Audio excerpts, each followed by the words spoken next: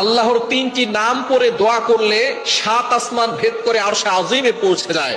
সুতরাং যাদের দোয়া কবুল হচ্ছে না, সন্তান কথা শোনে না, মেয়ের বিয়ে হচ্ছে না, অনেক বিপদে পড়ে আছেন, আল্লাহ তাআলার এই তিনটি গুণবাচক নাম করে আল্লাহর কাছে দোয়া করেন, আল্লাহ তাআলা সকল টেনশন দূর করবেন, ঋণ মুক্তির ব্যবস্থা করে দিবেন।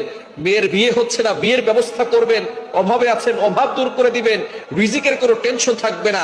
সকল চাওয়া পাওয়াগুলো আল্লাহ কবুল করবেন। আল্লাহ তাআলার গুণবাচক কিছু নাম আছে, এই নাম করে দোয়া করলে আল্লাহ তাআলা সেই দোয়া কবুল করেন। এটা আল্লাহ তাআলা নিজেই বলে দিয়েছেন। কোরআন খুলেন, আল্লাহ বলছেন 9 নম্বর পারা 13 নম্বর পৃষ্ঠার 4 নম্বর লাইন, সূরা আরাফের 180 নম্বর আয়াতে আল্লাহ বলছেন, ওয়ালিল্লাহিল আসমাউল হুসনা ফাদউহু বিহা। আল্লাহ তাআলার এই গুণবাচক নাম করে দোয়া করলে আল্লাহ তাআলা সেই ডাকে সাড়া দেন, আল্লাহ তাআলা সেই দোয়া অ্যাকসেপ্ট করে নেন, কবুল করে নেন। সুতরাং গুণবাচক নামের ভিতরে সবচেয়ে গুরুত্বপূর্ণ যে নামটা আল্লাহ পাক রব্বুল আলামিন সেই নাম দুটোকে দিয়েছেন ইসমে আযম। ইসমে আযম এই দুইটি নাম করে দোয়া করলে সাথে সাথে কবুল করা হয়। তার ভিতরে 1 নাম্বার হচ্ছে আল হাইয়ুল, দ্বিতীয় নাম্বার হচ্ছে আল কাইয়ুম। ইয়া হাইয়ু ইয়া কাইয়ুম, এটা আপনি যে কোনো দোয়া করবেন 3 বার পড়বেন। আরেকটি নামের কথা পরে বলছি। এই ইয়া হাইয়ু ইয়া কাইয়ুম এই দুইটি নামকে বলা হয় ইসমে আযম। এই দুইটি নাম আয়াতুল কুরসির ভিতরে রয়েছে। আয়াতুল কুরসি যত আয়াত আছে কোরআনের ভিতরে সর্বশ্রেষ্ঠ আয়াত হচ্ছে আয়াতুল কুরসি।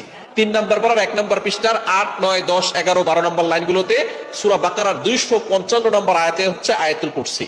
এই আয়াতুল কুরসি এত ফজিলতপূর্ণ একটি আয়াত। এই আয়াতুল কুরসির ভিতরে আল্লাহর পরিচয় রয়েছে এবং কুরসি সম্পর্কে আলোচনা আছে। সুতরাং আয়াতুল কুরসির ভিতরে রয়েছে আল্লাহু লা ইলাহা ইল্লা হুয়াল হাইয়ুল কাইয়ুম।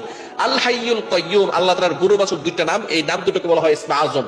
সুতরাং দোয়া করার শুরুতে আপনি ইয়া হাইয়ু ইয়া কাইয়ুম, আরেকটি নাম হচ্ছে ইয়া জাল জালালি ওয়াল ইকরাম।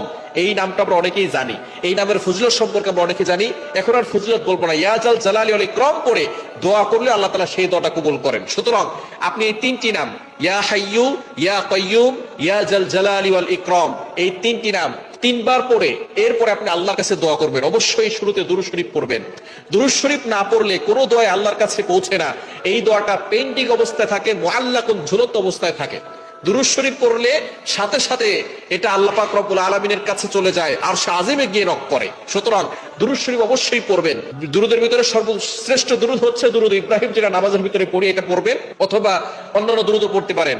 আপনি দুরূদ শরীফ পড়বেন যে কোনো নামাজের পরে, অথবা তাহাজ্জুদের সময় আমলটা করতে পারেন।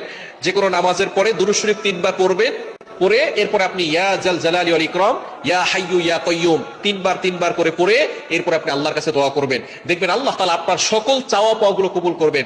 আপনি যত অভাবে আছেন অভাব দূর করবেন। মেয়ের বিয়ে হচ্ছে না, বিয়ের ব্যবস্থা করবেন। ভিসা হচ্ছে না, আল্লাহ তাআলা ভিসার ব্যবস্থা করবেন। চাকরি হচ্ছে না, আপনি চাকরির জন্য আল্লাহর কাছে দোয়া করেন, দেখবেন আল্লাহ পাক রব্বুল আলামিন চাকরির ব্যবস্থা করে দিবেন। এই আমলটা 3টা গুণবাচক নাম 3 বার করে পড়বেন। ইয়া হাইয়ু ইয়া